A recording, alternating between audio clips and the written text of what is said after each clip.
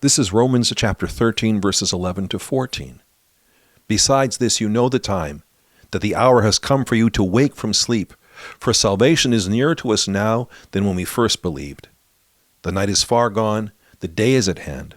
So then let us cast off the works of darkness and put on the armor of light.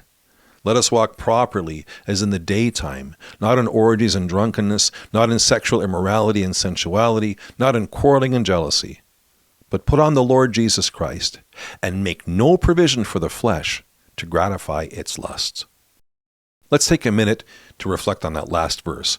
Make no provision for the flesh to gratify its lusts. St. John Chrysostom writes that when Paul says, make no provision for the flesh, he's not speaking about the necessities of physical existence, but of excess, of allowing our appetites and our impulses to get the best of us. That's why he adds the qualifying phrase, to gratify its lusts. Make no provision for the flesh to gratify its lusts.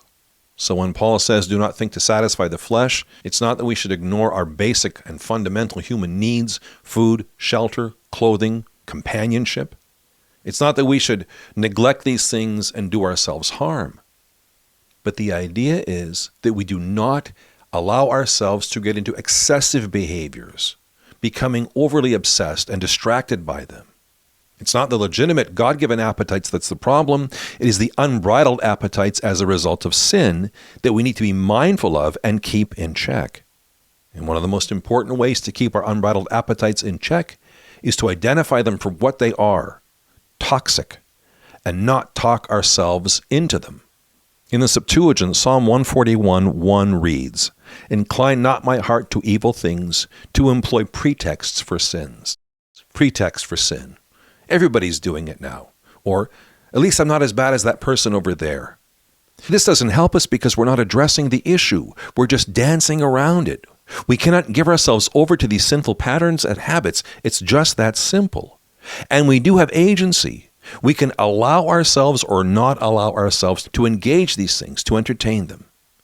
Because the problem is that once we entertain the sin, our will becomes weaker and weaker, and it becomes more and more difficult to get out of it. So we need to be honest about what our needs are and address them in reasonable, realistic, and measured ways and avoid the excess altogether. This is a path to a balanced and healthy relationship with our legitimate human needs.